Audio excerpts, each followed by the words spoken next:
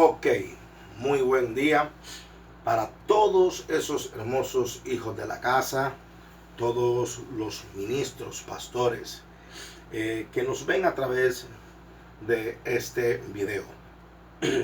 Para mí es una bendición grande poder llegar a los diferentes hogares, diferentes ciudades, países a través de este medio. Les saluda su amigo, su apóstol y padre espiritual, Alex Álvarez. Bueno, en esta oportunidad queremos darle continuidad a nuestro tema de nuestra Academia de Formación Ministerial. Quiero saludar a todos aquellos hijos que el Señor nos ha permitido por su gracia y su misericordia de poder impartir una palabra y aportar un grano de arena de lo que nos ha sido depositado en nosotros para sus vidas. Es una bendición grande poder aportar para tu crecimiento y tu desarrollo ministerial. Así que quiero saludar a nuestra hija, la pastora profeta Rosel, allá en Panamá. Quiero también saludar de manera especial a todos los hijos allá en Medellín. Allá en Medellín nos están viendo online. Hoy están recibiendo la academia también. Una bendición grande de parte de Dios, poder llegar hasta sus hogares, llegar hasta allá, CCA Tabernáculo de Fe, Medellín. Hoy, a ver, denle un aplauso al Señor, todos ustedes, los que nos están viendo ahí en Medellín, Panamá, que el Señor nos siga bendiciendo. Bueno, vamos a continuar nuestra temática en la academia, nuestra Academia de Formación Ministerial, y es la continuidad del tema de la Iglesia Apostólica. Un tema bastante controversial para algunos porque sabemos que es simplemente el diseño original del Señor. Hoy por hoy nos encontramos que personas de pronto por falta de conocimiento, falta de ilustrarse en las Escrituras, su texto, con su contexto, con el contexto geográfico, cronológico, cultural, etcétera, han transversado y han tratado de quitarle veracidad a la iglesia que diseñó Jesús. Hoy por hoy se habla que es una moda. Está de moda los apóstoles, está de moda la iglesia apostólica profética. Pues no es una moda. Simplemente la iglesia apostólica. ¿Qué es la iglesia apostólica? La iglesia apostólica fue la que Jesús levantó, fue la que Jesús estableció y edificó. En Mateo capítulo 11 dice la escritura de que Pedro, Jesús le pregunta a los discípulos, ¿quién dice la gente que soy yo? Y ellos dijeron, unos dicen que tú eres Juan, otros dicen que eres Elías, otros dicen que eres un profeta más. Y el Señor les dice, ¿y ustedes quiénes dicen que soy yo? Y ellos levantándose, en ese grupo se levantó aquel hombre siempre intrépido llamado Pedro. Y Pedro le dijo, tú eres el Cristo, el Hijo del Dios viviente. Wow, Jesús le dice, Pedro, no te lo reveló sangre ni carne ni sangre, sino mi Padre que está en los cielos. Tremendo esto.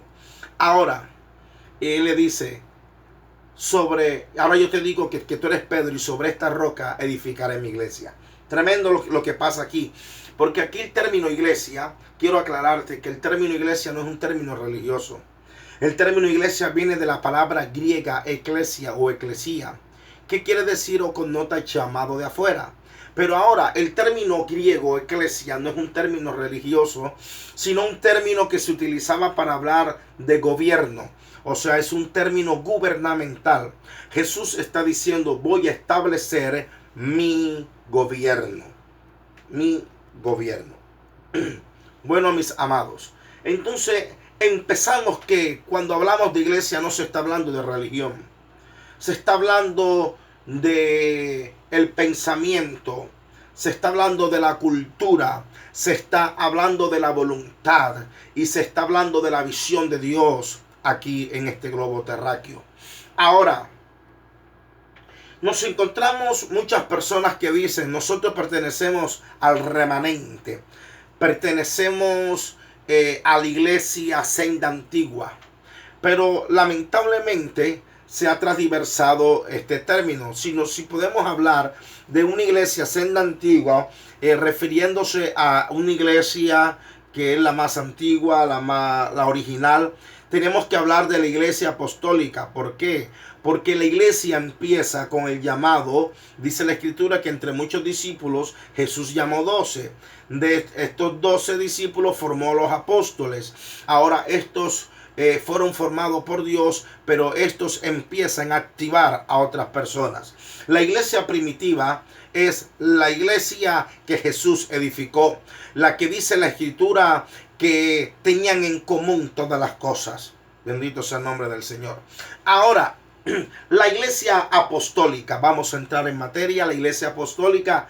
Así que los hijos que están ahí pendientes, la iglesia apostólica es la que desarrolla los 5 dones ministeriales, o conocido como los dones de Cristo. Sabemos que a lo largo de la escritura nos encontramos que están un grupo de dones que son los dones del Espíritu. Dice, y el don del Espíritu es el amor, paz, bondad, mansedumbre, milagros, sanidades, palabra de ciencia, palabra de sabiduría, lengua, interpretación de lengua. Bueno, esos son los dones del Espíritu. Habla la escritura también de los dones de Cristo. Perdón, ¿cuáles son los dones de Cristo? Los dones de Cristo son los 5 dones ministeriales. Donde dice Gálatas capítulo 4, dice la escritura, y él mismo constituyó a unos apóstoles, profetas, evangelistas, pastores y maestros. Mire el orden. Apóstol. Este es el que le da fuerza. Ningún otro dedo toca los demás. El apóstol toca a todos. Ningún otro dedo tiene la habilidad de tocar los demás.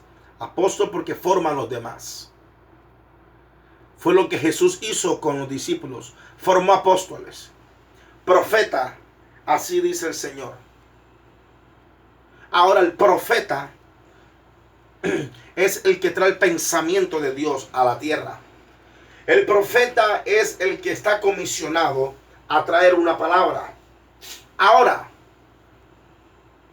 una de las cosas bien delicadas que tiene el profeta es que como es una persona que recibe la voz, el pensamiento de Dios, tiende, uno de los enemigos del profeta es que tiende a ser independiente. Es que Dios me dijo esto y lo voy a hacer. Es que Dios me dijo esto y así es. No, hay cosas establecidas en la palabra. Aquellos los que están en la escuela, en la academia, déjame decirte, si tú tienes llamado de profeta, el profeta del Antiguo Testamento es diferente al del Nuevo. No es que haya cambiado Dios, sino que en el Antiguo Testamento el profeta caminaba al lado de los reyes y ellos consultaban a Dios a través del profeta. Pero ahora en el tiempo neotestamentario, o sea, el Nuevo Testamento, ahora Dios constituyó, como dice la Escritura, primeramente apóstol, profetas, evangelistas, pastores y maestros. Entonces el apóstol que identifica quién tiene un llamado profético. El apóstol es el que unge al profeta. Bendito sea el nombre del Señor. Ahora el profeta, la visión que Dios le dé, la voz de Dios, si va en contra de su autoridad, está dejando un portillo muy grande. Entonces, por eso encontramos hoy por hoy cantidades de profetas que no tienen apóstol, no tienen pastores, no se sujetan. Lo primero que le viene a la mente, a la cabeza, dicen que Dios le habló. Pero gloria a Dios por los profetas, los hijos que son profetas verdaderos del Señor y que escuchan la voz del Espíritu Santo. Bueno, constituyó evangelistas. Saben que el evangelista es el que sale, el que gana alma, el que predica en los estadios, en los coliseos, gana un alma. Pero hay una percepción y un concepto muy errado de los evangelistas. Dice, el evangelista es el que predica y ganó las almas y dejó a la gente ahí, y el pastor tiene que venir ahora y arreglar eso. No, no. El evangelista diseñado por Jesús es el que gana almas y enseña. Tenemos el ejemplo de Felipe. Felipe fue un evangelista. Él enseñó, él predicó, pero formó. Amén. O sea que el evangelista del reino, el evangelista que camina bajo una visión apostólica, es aquel que va con una palabra madura, va con una palabra de contenido.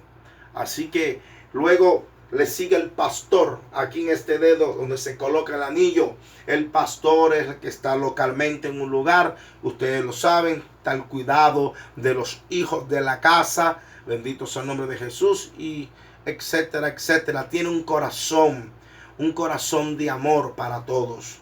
No hace acepción de persona.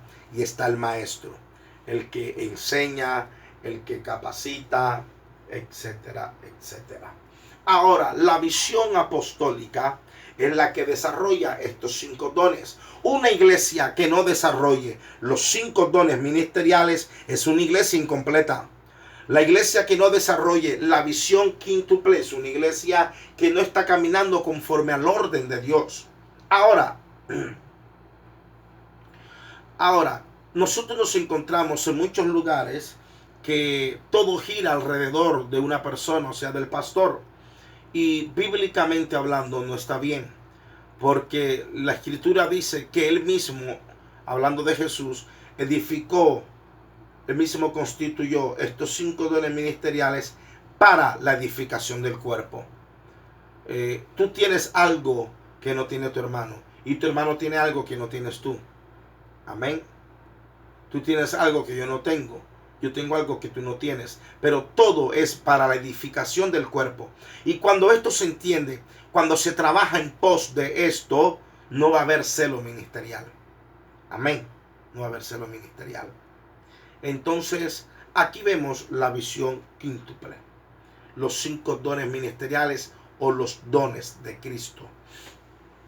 Ahora, lamentablemente, hay iglesias pastorales que no reconocen el ministerio apostólico, pero el ministerio apostólico sí reconoce el ministerio pastoral.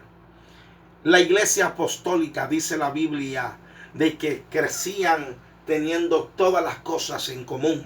Es la iglesia que camina bajo la dirección del Espíritu. Ahora los apóstoles, dice la Biblia, que hicieron milagros, sanaron enfermos, leprosos, resucitaron muertos. Mis amados, esa es la visión de la iglesia apostólica. Una iglesia en este tiempo, una iglesia que puede impartir la gloria de Dios. Tú fuiste llamado para impartir la gloria de Dios. Por eso estás en esta academia, para capacitarte, enseñarte. Pero ¿qué se requiere? Un compromiso. Se requiere obediencia. Se requiere sujeción. Porque, mira, el llamado de Dios no te exime a ser sujeto a tu autoridad. Yo estoy bajo autoridad. Yo estoy bajo sujeción. Entonces, para poder alcanzar ser agente de Dios, yo tengo que tener un padre que me direcciona, un padre que me guía, un padre que yo honro. Yo honro. Por eso la escritura dice, honra a padre y a madre y tendrás largura de días. Hay algo que activa lo sobrenatural de Dios y es la honra. La honra. La honra. Amén. Así que mis amados, esta es la introducción de nuestra clase de academia formando ministros. Así que en unos 20 segundos continuamos.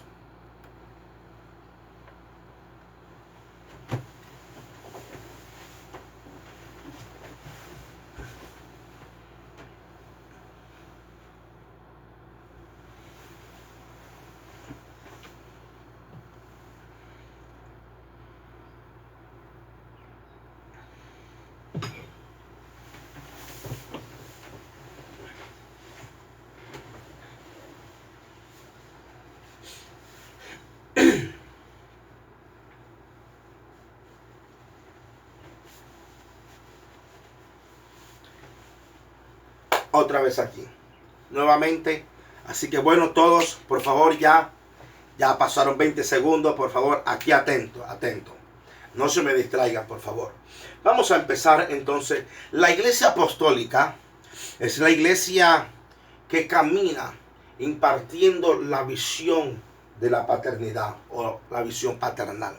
El ejemplo número 1 de paternidad fue Jesús. Juan capítulo 5, vas a buscarlo en tu Biblia, vas a anotarlo y luego lo vas a leer. Juan capítulo 5, versículo 29 al 31, dice la escritura, hablando Jesús: el Hijo nada puede hacer por sí mismo sin que antes el Padre le haya revelado todas las cosas. Entonces aquí vemos que Jesús está sujeto a una paternidad. Él dice: todo lo que yo hago es porque el Padre me lo está mostrando, me lo está enviando. Ahora, ¿qué es paternidad? Para aquellos, vamos a empezar a notar. ¿Qué es paternidad? Más adelante vamos a hablar fuertemente acerca de los relevos y de los apóstoles del Cordero y los apóstoles del Espíritu.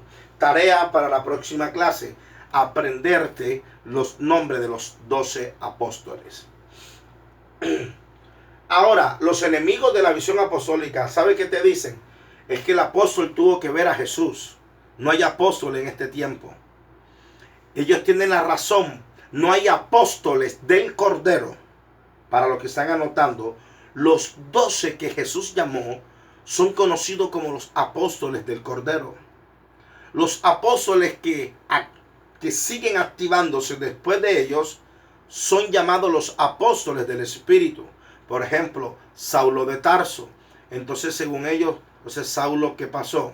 Saulo de Tarso, Hechos capítulo 9, que luego más adelante es conocido como Pablo. Está Timoteo, que alcanzó apostolado, y en fin, muchos más. Vamos a entrar. ¿Qué es paternidad? Paternidad es el medio que Dios usa, que Dios provee y usa para que sus hijos se desarrollen afectivamente y luego ser formados, y luego de ser formados y equipados, perfeccionados, ser lanzados como flechas y saetas encendidas. Ahora, amados hermanos, ¿qué quiere decir el término padre o paternidad? Paternidad. Como tal, la palabra paternidad no ocurre en la Biblia. Aparece la palabra padre, pero la función y el oficio de un padre es dar paternidad. No ocurre como tal en la Biblia, pero debemos dar amplia importancia y aceptación a su significado, es decir, como lo que es. ¿Qué es paternidad o un padre? Es el estado o calidad de padre que tiene una persona al procrear, adoptar, o también se utiliza la palabra ahijar. El padre debe asumir responsabilidades tales como brindar cobertura espiritual, familiar, financiera, educativa, emocional, social y entre otras. Se asume que el hijo será enseñado por el padre. El padre respaldará a su hijo, el hijo agradará al padre y el padre dará testimonio de su hijo. Juan capítulo 8, versículos 28 y 29 dice: por eso Jesús añadió: cuando hayan levantado al Hijo del Hombre, sabrán ustedes que yo soy, y que no hago nada por mi propia cuenta, sino que hablo conforme a lo que el Padre me ha enseñado. El que me envió está conmigo, no me ha dejado solo, porque siempre hago lo que le agrada. Juan capítulo 8, versículos 28 y 29. Corrijo, anteriormente dije que era Juan 5, pero aquí lo corregimos. Ahora, madre, paternidad y maternidad van de la mano. Madre viene del hebreo em. Madre viene del hebreo em, E-M, y quiere decir unión de familia. También madre viene del griego met, M-E-T, Viene del griego met. M-E-T-H-R, que quiere decir a par.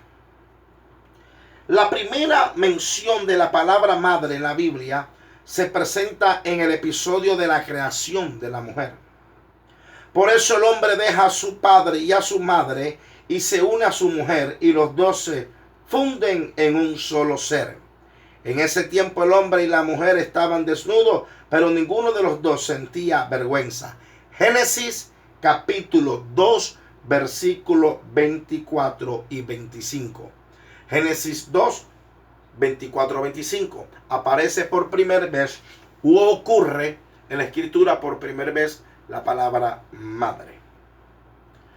Ahora, ¿cuántos son hijos? Digan amén allá donde están. Digan amén. ¿Cuántos son hijos? Ahora, hijo viene de la palabra hebrea ben. Ben, B de grande, B de banco, E-N, es la palabra hebrea, que quiere decir constructor. Saeta, que es saeta, flecha, brújula. Connota nación, calidad o condición de. Esa es la palabra hijo en el hebreo. La palabra ben, hijo en el hebreo. Quiere decir, voy a repetirlo, constructor. Saeta, o sea, una flecha. Connota brújula, nación, calidad o en condición de. Tremendo. ¿Qué es una saeta? Tú que eres hijo ministro, eres una saeta. ¿Qué es una saeta? Viene del hebreo jet. K-J-E-T-S.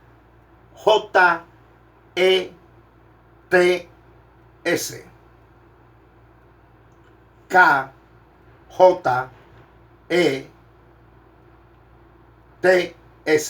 Que quiere decir flecha, perforador, trueno, caña de una lanza, dardo y más. Eso es lo que es un hijo. Así que, y mira lo que dice la escritura, Gálatas capítulo 4, versículo 7. Gálatas 4:7 dice, así que ya no eres esclavo, sino hijo. Y como eres hijo, Dios te ha hecho también heredero. Vamos a tomar un poco de agua y además un pequeño pause y continuamos.